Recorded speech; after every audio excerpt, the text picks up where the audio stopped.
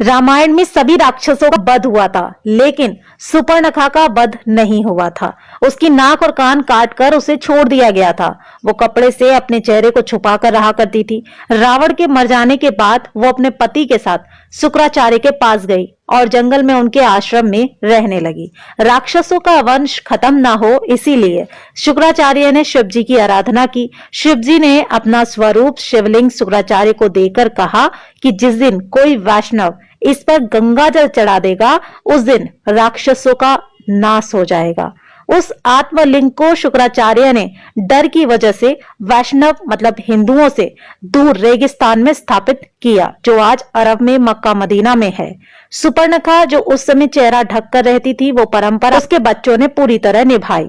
आज भी मुस्लिम औरतें अपना चेहरा ढककर रहती हैं। सुपर्णखा के वंशज आज मुसलमान कहलाते हैं, क्योंकि शुक्राचार्य ने इनको जीवन दान दिया। इसलिए ये शुक्रवार को विशेष महत्व देते हैं। पूरी जानकारी तथ्यों पर आधारित और सत्य है। आगे देखिए दोस्तों, अब जानते हैं कि इस्लाम कैसे पैदा हुआ। असल में दोस्तों, इस्लाम कोई धर्म नहीं है, वो एक मजहबी दिनचर्या है। मजहब का मतलब होता है अपने कबीलों के गिरोह को बढ़ाते चले जाना। ये बात सभी जानते हैं कि मोहम्मद मूल रूप से अरब का बासी था। अरब देशों में सिर्फ रेगिस्तान ही पाए जाते हैं, वहां जंगल नहीं है, पेड़ भी नहीं है। इसलिए वहां मरने के बाद जलाने के लिए लकड़ी ना होने के कारण जमीन में दफन कर दिया जाता है। रेगिस्तान में हरियाली नहीं होती, ऐसे में रेगिस्तान में हरा चटक रंग देखकर इंसान चला आता है, जो कि सूचक का काम करता है। अरब देशों में लोग रेगिस्तान में तेज धूप में सफर किया करते थे, इसीलिए वहां के लोग सिर को ढकने के लिए टोपी पहनने लगे, जिससे कि लोग बीमार ना पड़े।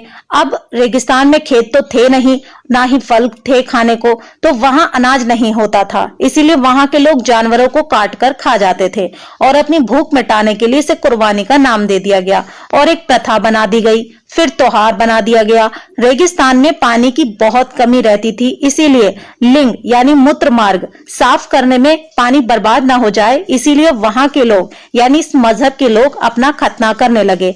खतना यानी अपने प्राइवेट पार्ट का अगला हिस्सा काटने लगे।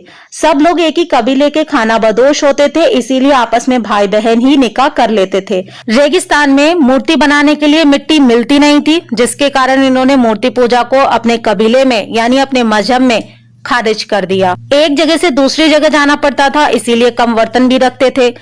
एक ही थाली में 5 लोग मिलकर खाना खा लिया करते थे। कबीले की अधिक से अधिक संख्या बढ़ाई जा सके, इसीलिए हर एक को 4 बीबी रखने की इजाजत दी गई थी।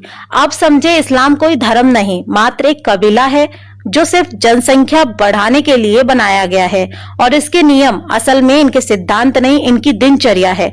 सबसे बड़े लुटेरों को खलीफा और अन्य बहुत सारी उपाधियां दी जाती थी ताकि उनका कबीला बढ़ सके।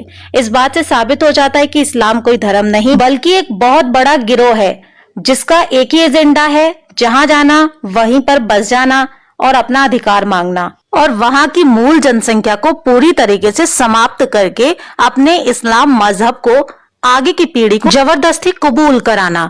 इनका मुख्य टारगेट उस देश के आदिवासी होते हैं। जब तक ये उन आदिवासियों के बीच कम होते हैं, बस तभी तक ये अपनी जनसंख्या बढ़ाते हैं। जब इनकी जनसंख्या उस जगह के मूल निवासियों के 1/3 या बराबर हो जाती है, तब ये धर्म परिवर्तन कराकर रातों रात 2000 से 2 लाख मुस्लिम की योजना पर काम करते हैं। भारत के कुछ गांव, जिले, राज्य इस्लाम की इस योजना में पूरी तरह से शामिल हो भी चुके हैं। तो दोस्तों, ये था इस्लाम के पूर्वजों का इतिहास। इनके पूर्वज कौन थे? इनके पूर्वज ही राक्षस थे। इसीलिए दोस्तों, मुसलमानों से देवताओं और धर्म वाली उम्मीद करना बिल्कुल बेकार है।